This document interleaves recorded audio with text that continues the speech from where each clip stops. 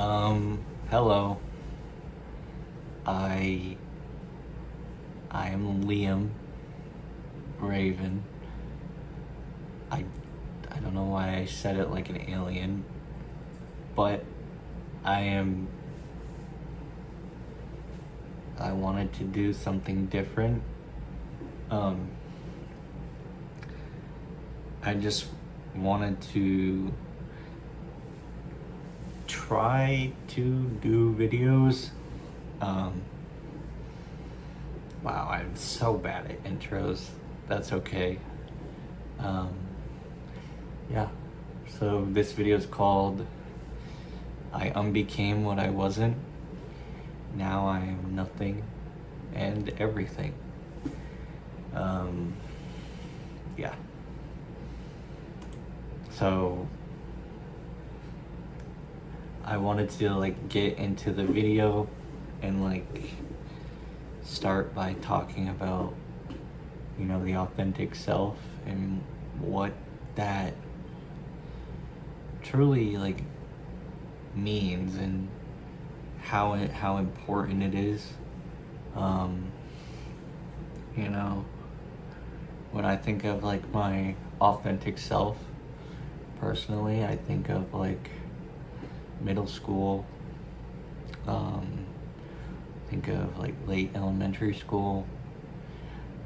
Post all the temper tantrum and childlike mood swings that you get growing up. That was the last time I truly felt me. And I felt like I didn't have to impress anybody. I feel like at that age, that's where you really start becoming your own person. And it's really important too, because those years are so formative, how important it is to have good role models and good guides in your life. For example, most people, and again, anecdotal, but most people that you see in middle school are pretty authentic and true to themselves, unless they've been through some serious type of trauma. Most people are themselves, and then you can see who has a good support system and who has a good role models and has a good has a good perspective and a lack of shame as you progress into high school and later on in college, etc. Because it's very common, at least from what I've seen and just with my own personal experience, that you lose that authenticity. And kind of the end message of this video is that authenticity isn't something that you become. You don't become authentic and you rediscover your authenticity. You rediscover what makes you authentic and unique and likable and an interesting person. As ridiculous as it sounds, me in middle school, I, for better or for worse, I watched My Little Pony, and I didn't care what people thought. I didn't care if people thought it was stupid or girly or whatever. I did it because, one, it was a trend for people to do it, but I enjoyed the show. I think that's just a small example of just not trying to please anybody or be something that you aren't. And I felt authentic. I mean, just besides that, like, I had my own interests, you know, I played video games, I liked art and poetry. So, like, it's interesting because, like, when you really think about, like, who you are, it's not really, like, is it even you? And, like, what I mean by that is, like, I'm not sure if anyone else, I mean, like, I definitely don't feel like me. Or I am me. I feel like I'm almost a part of something else, bigger, more. And I'll get more into that later, but when you see that, like, how multifaceted everything is and how interconnected everything is, it really makes your authenticity feel okay and natural and part of something bigger, let's say.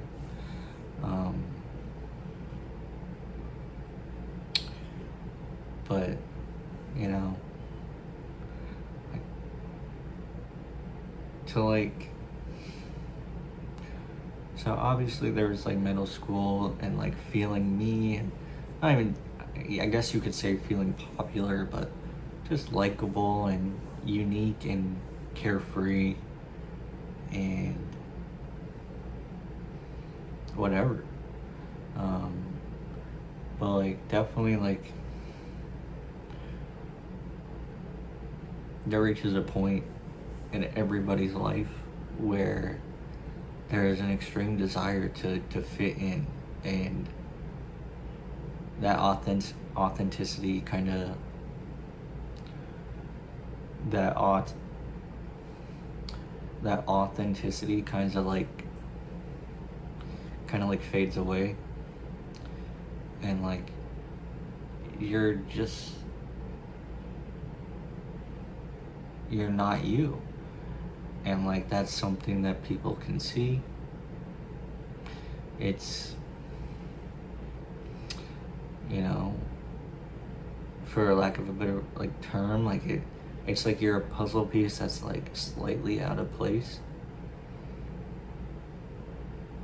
I mean, and again, in high school, everyone's a puzzle piece that's slightly out of place. That's like the point of high school, right? But, like,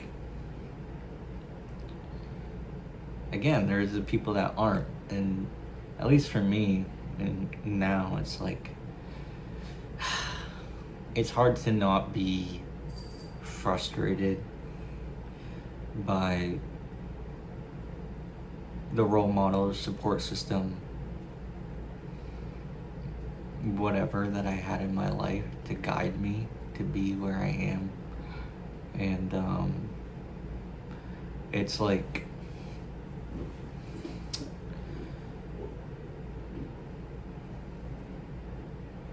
it's tough because,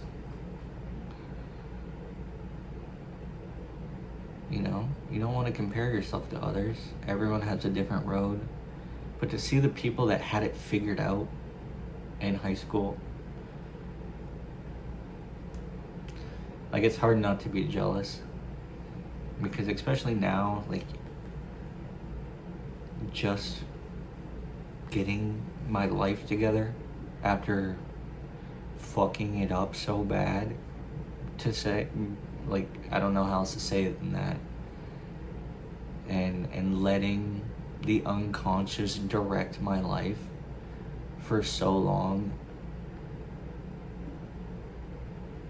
it's tough. And it's like, it's always the, you know, the term that's better late than never, but, like, it does come with, like, a certain type of bitterness. And an anger, whether that's towards, God or your family or the universe or whatever.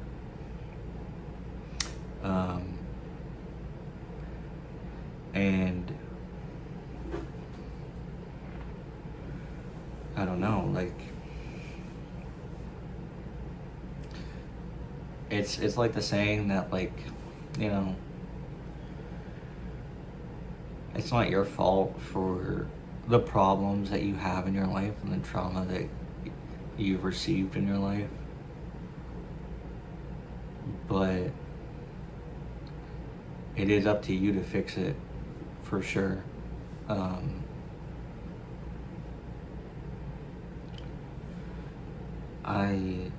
I had, when I was working, I work at Best Buy.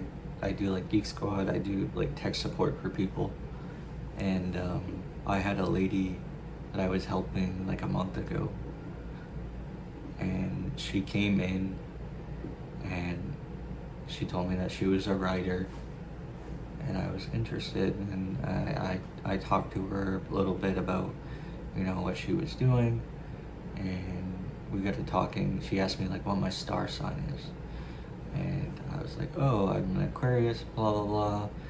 And she was talking a little bit about that, and I was like, yeah, well, I actually know like quite a bit about that type of stuff. It is very like interesting, subject and topic, and so we started talking more about it, and yeah, it talked about the book that she was writing. She asked me about like what I like to do. I told her that I write music and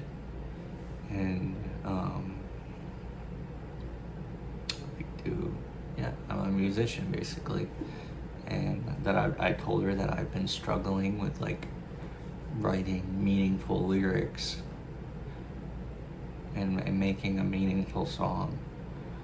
And while I was helping her with her whatever MacBook issue, she pulled out a piece of paper and told me to just start writing. And I started writing out on the counter. There's other customers there. My coworkers are all busy, blah, blah, blah. I'm just writing on a piece of paper anything that comes to my mind.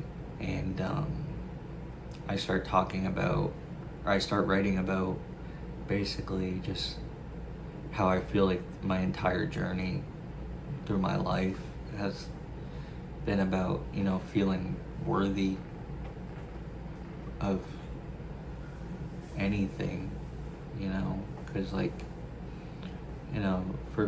with living in shame for so long,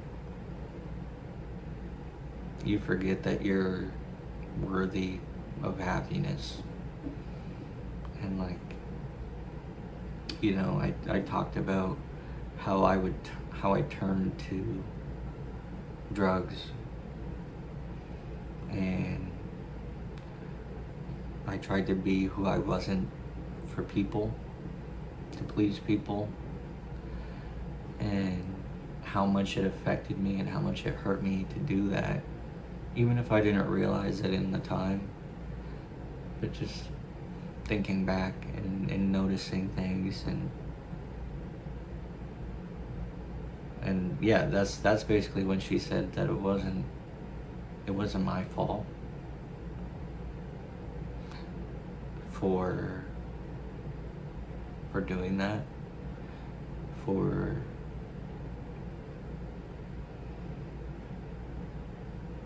basically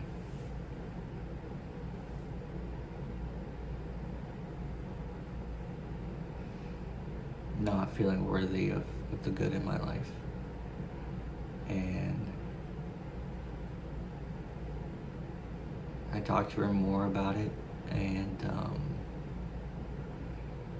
it was just a very meaningful, strange experience that happened, and it was good. It was good to just get my thoughts out like that, because I mean, it was a while since I wrote a song. Just because, like, I had trouble feeling truly authentic and truly like I had something meaningful to offer to the world. And that helped a lot. About like the desire to like fit in. Yeah, I mean, it's crazy how, I mean, it's talked about, but how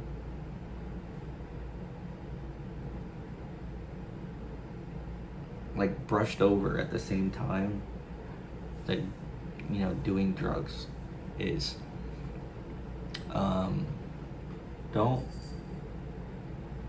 Don't hide your pain in drugs. Don't become someone else. Or not. Don't lose yourself in drugs. Don't neglect your life and your personal duties for drugs. Realistically,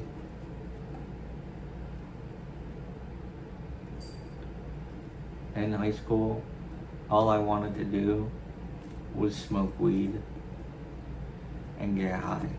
And no, looking back, it was because it blocked out the things that I was feeling, so I didn't have to feel them.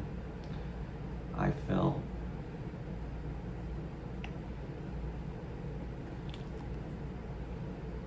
but beyond that, I also felt like it would make me cooler.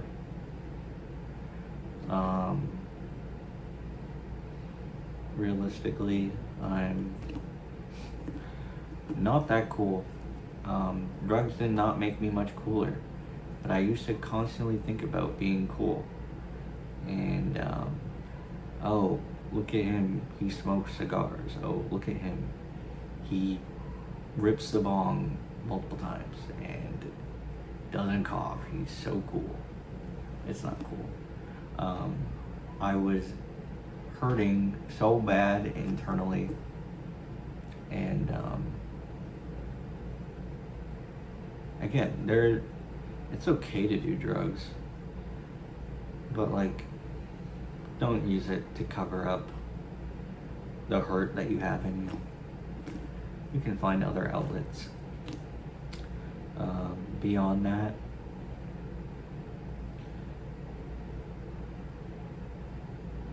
you know, I did music in high school. That was fun. Not like the class, but like I wrote.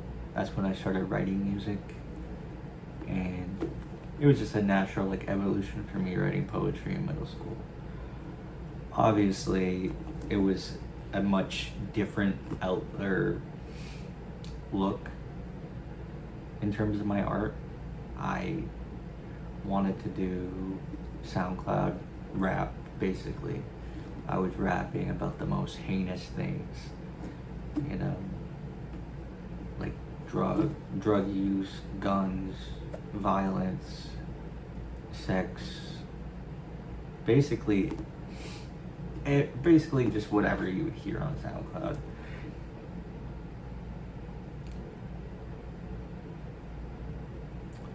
It was fun, and I got attention for it, and it was cool.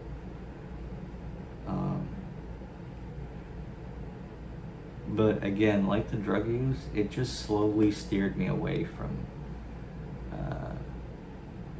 my authentic self. That wasn't me. The drugs weren't me. But I did those because, again, I wanted to be cool to people. I wanted to be unique, and I thought my original self writing poetry about love and whatever, you know, was stupid. Which is stupid now to think about, because like that stuff is awesome. Like when I read a poem from somebody that's truly authentic, or listen to a song from somebody that's truly authentic in themselves, it's like a resonance inside that like no other form of media can really compare to. And like, yeah, I just felt myself drifting further and further away from me, and I definitely was lost.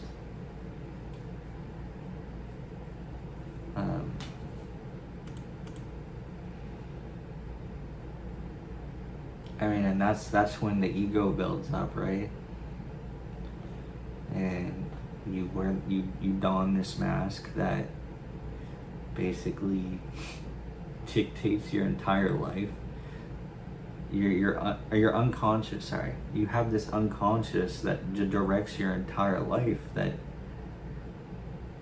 you're not conscious of it, so you can't do anything about it. You know, people can feel bad for you and talk to you, but until you like can actually face that unconscious,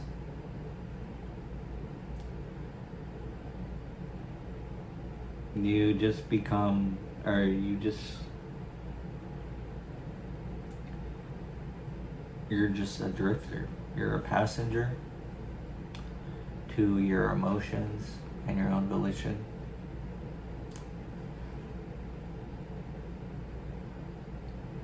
And I feel bad for all the people that I've, affected living in my unconscious. And I say I'm sorry, but I mean, at the same time, it's like, I feel sorry. And I don't want to say ashamed, because like I've done a lot of work to not feel ashamed for not knowing better. But like,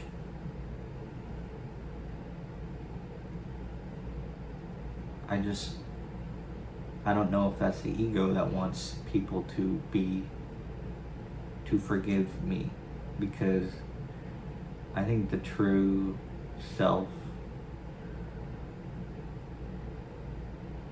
and when you wrong people, you can't expect to be forgiven. But I think, the most important thing is like that lady said to me, it's not my fault. I didn't know.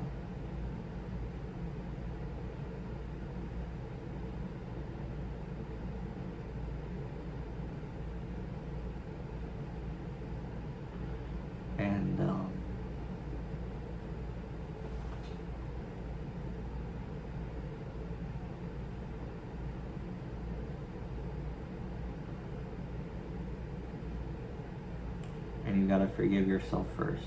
You can't expect forgiveness from others, but you gotta demand it of yourself. Because the inner child in you who's been wounded needs a helping hand. And eventually you gotta carry that cross of all your wrongs. So the dark night of the soul is a common phenomenon in spirituality and Eastern religions and etc. But that was like the moment that the unconscious becomes conscious. Like, that's the moment where you realize that there's more, and you're in you know, living in a mess, you're apart from God, the abyss, hell, whatever you call it. That's the start of the real spiritual journey, is facing all that darkness that you've built up in your life, and all the darkness that your shadow has caused. And I remember I'll get more into this side of things in like probably another video if I get if this like is received well, I guess. But I was definitely spiraling into like some spiritual psychosis. It was like a weird curiosity. It was like not the fear of the unknown, but like, what is the unknown? And like, it is a lot to handle, you know? And it's like, there gets to a point where like, when you stare at the abyss, you know, the abyss stares back at you type of thing, right? And like I feel like I'm scarred for sure. like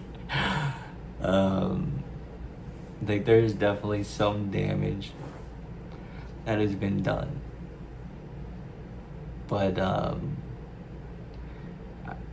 I mean, again, that's what I get, because I was looking for the answer. I was always trying to find why. Why is the answer? I wasn't like, previously, like, I was like, what is it? Santa Claus. No, it's Darwin Claus down the Darwin tree or whatever, or down the chimney type thing, you know? I was atheistic, non-believer, no way, you're crazy if you believe in something greater.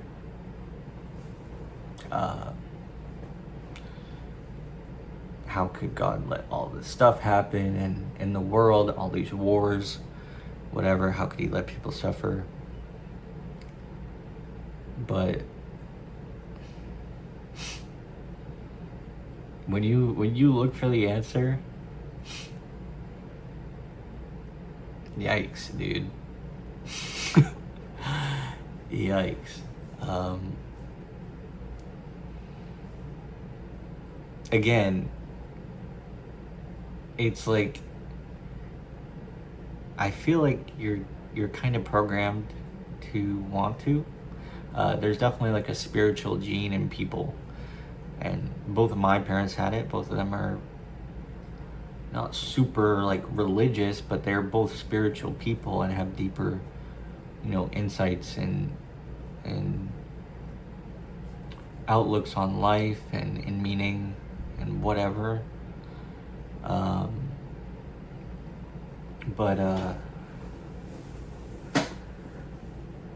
Yeah, I mean, some people just are curious to know more about the universe and the makings of it. And the answer was never like satisfactory to me. Which is not good, ignorance is bliss type thing. I got my answer, and I went deeper. Tarot, astrology, manifestation, shamanism, all these different practices to find the meaning of my suffering and to know why I was who I am, why I'm struggling, how to fix it. All these different all these different pathways to basically avoid doing the things that I needed to do.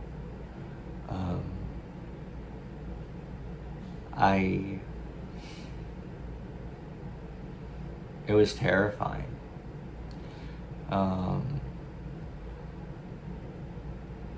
Mass paranoia, delusions of grandeur. Like, I thought I was the cause of the world's suffering, cause of the end.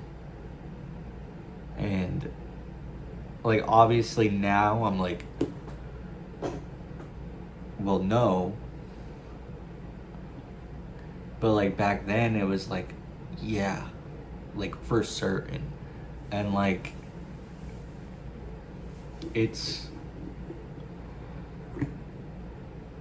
yeah, like, even logically you can be like, of course. But there's always that thought in the back of your mind after you've been through, spiritual psychosis, that what if? And it's like, it's a constant gnawing. And that just comes with the curiosity of wanting to know more about the universe and looking into this stuff. My art became very dark. My music was not godly by any means or authentic. I guess you could say it was. No, it was not authentic. It was very what I would describe as evil art. And I would say that's art that is so far removed from you and love that it's more like an omen. Like an omen of destruction and chaos. And obviously, like, writing the music at the time, I didn't know. I just wrote because it was an outlet. But, like, looking back, I can see how evil and chaotic it all was.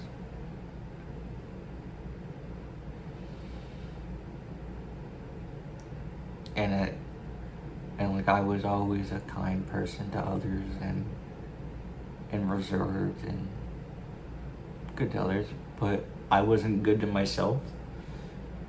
I was horrible to myself and my environment around me.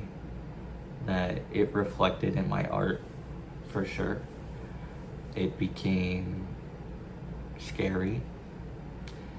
Like, as ridiculous as that sounds, like, there was a lot of synchronicities across the songs that I was writing and the events that were happening in my life. And, like, it's not something that you would really understand unless you were an artist that went through a similar thing. And because you really are the stories that you tell. And it's scary because I saw how evil it was, and I didn't know what to do.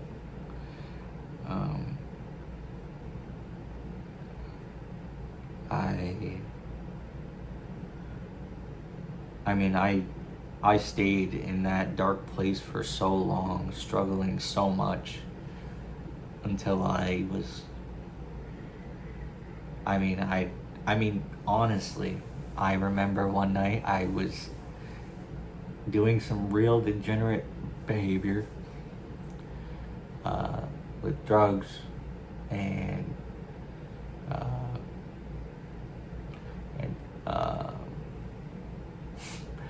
pornography and yeah, it was just very degenerate. And, like, I just remember I was just like, what am I doing? Or I started laughing. That's what happened. I started laughing because I was like, what the fuck am I doing?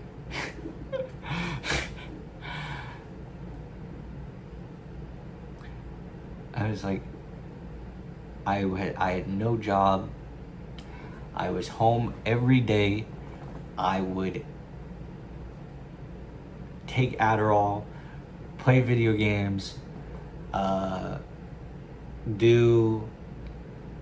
this was like after I stopped smoking weed, but I would smoke like Delta 8 sometimes. Don't do that. Just letting you know, don't do that shit. It's horrible. But that and porn and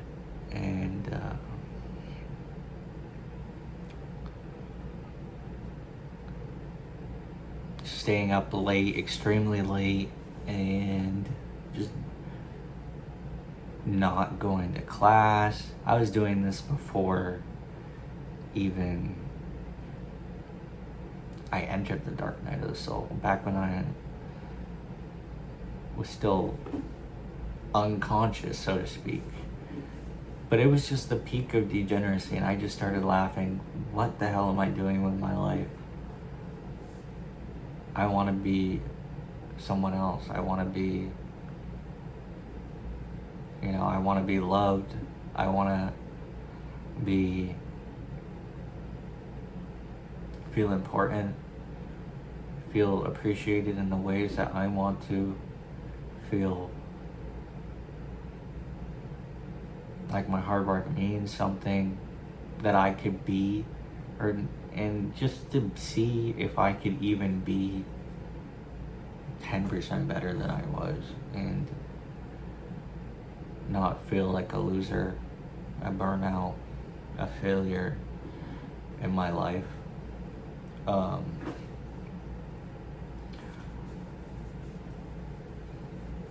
And I started praying because I didn't know what else to do. And basically I had to carry that cross. I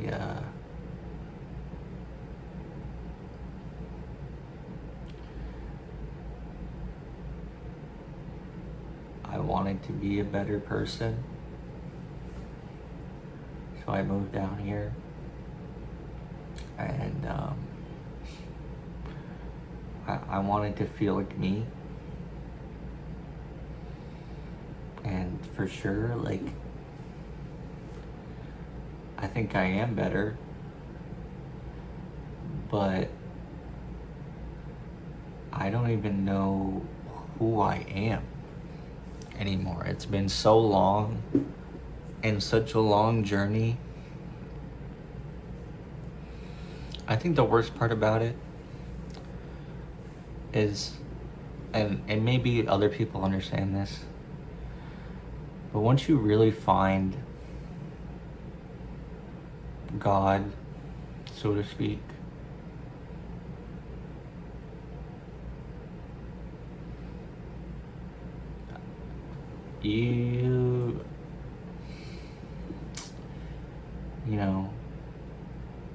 and once you really follow the teachings of Jesus and you carry your cross, and carrying your cross is not something that's literal, but for me what it is, again, if anyone else knows what I mean by this, but it feels like you have to relive your worst experiences.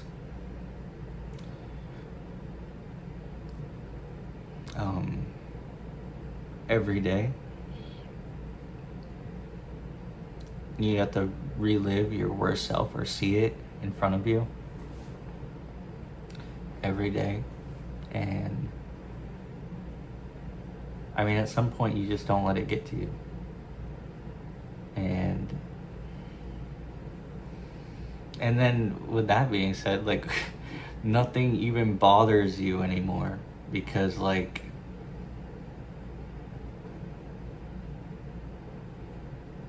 why would it?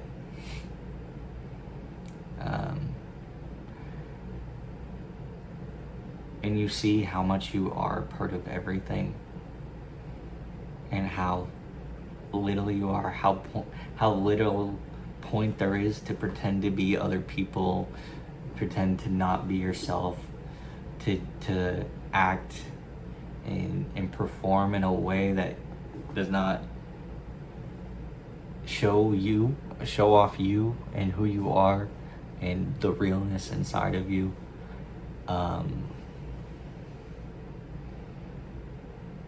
Yeah. But I try to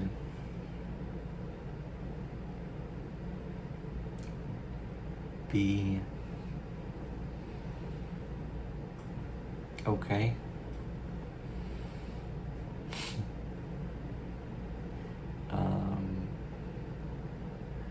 And I'm grateful for sure for everything. And people have been so kind to me and caring and compassionate to me when I was unconscious. And now that I'm conscious, it's like, who am I? And it's just like a constant rediscovering of me. And I see myself in everybody and everything. And again, it's hard because like sometimes there are the days where you slip back into those patterns where you're a bit nervous or anxious or panicky. But like, I don't know, I feel like I made it. So yeah, I guess that's good.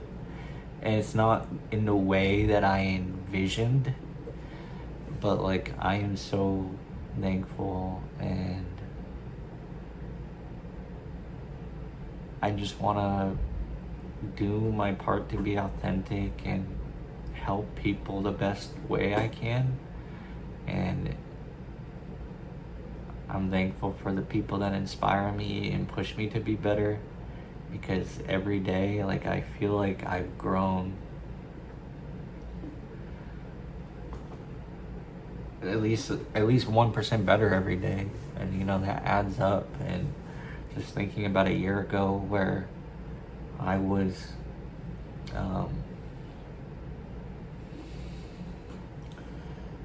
doing nothing with my life and wasting away. I hit diamond in League of Legends though. I mean, I was hitting diamond in League of Legends for like the past few years, so I was kind of a beast. But into just now where I'm working full time. I've never worked full time for more than a month, and now it's been over a year that I've worked full time, doing a job that I enjoy, making new friends for the first time in 7+ years, working out consistently, feeling fit. I've put on over 50 pounds, and it's like, it sounds not believable that I would put on 50 pounds in a year, but since I've started emerging from this dark night of the soul, it's like things have been happening so fast, and it's tough because I want to feel like nothing is happening, right? But then you look back from a year ago and you see how much has happened, how much has changed. You look back, 5 years ago, and you can't even imagine that you would be where you are now. It wouldn't even be fathomable. And it's like, fathomable, wow. And it's just like, you realize how little things mean, like money, luxury, etc. I mean, the only reason I am trying so hard, and I'm not ashamed about it, is, I want love. I want people to feel proud of me and how far I've come. And it's like, it used to be something that I was ashamed of. I was always so embarrassed to say how I truly felt about other people. Like, it was like I was too cool to like be vulnerable to people, even though I was so vulnerable and I put all my pain and drugs, whatever. And so I remember before I moved down here and like really changed my whole life, I messaged this girl that I've liked for years and years, and I told her how I truly felt. I told her that basically everything, that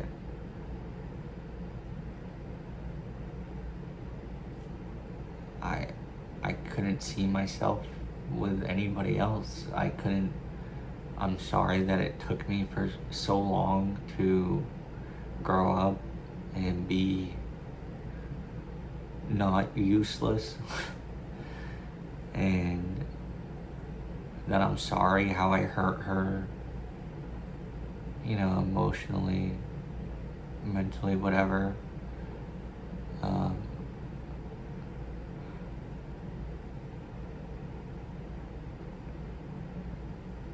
And how embarrassed I was that I even was reaching out to her.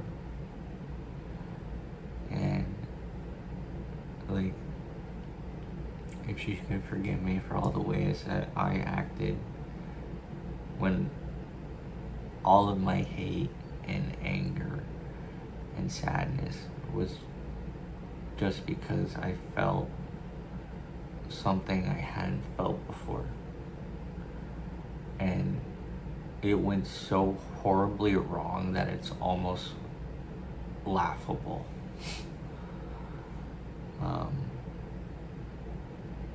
And she told me after I said all that, to just not be embarrassed about it. And that was the last thing that she said to me.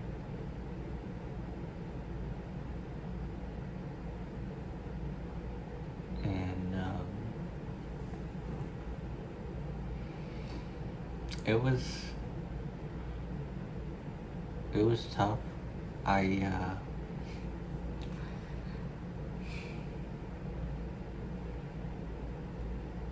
It was weird because it wasn't the fact that she didn't say anything else really besides that.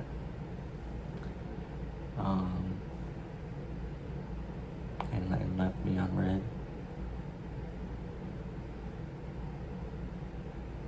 It almost didn't matter because it was the first time in years and years of my life where I truly felt like authentic and that I said the things that I wanted to say, and to like let her know that she really meant that much to me and I didn't know how to say it before. And from that point on, I try to be a better person. And I hope that maybe one day she sees that. I don't know how she's doing, but I hope one day she sees that. And I'm not trying to, I'm doing this for me, but it's me and I'm authentic, and yeah.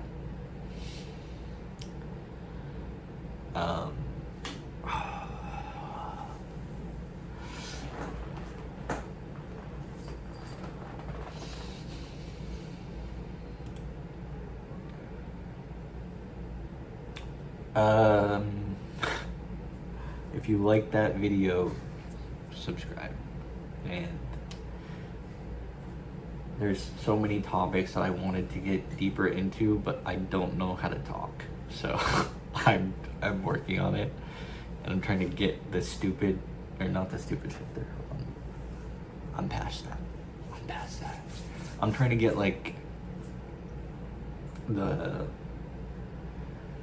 shit, I guess you would just call it the stupid filter off.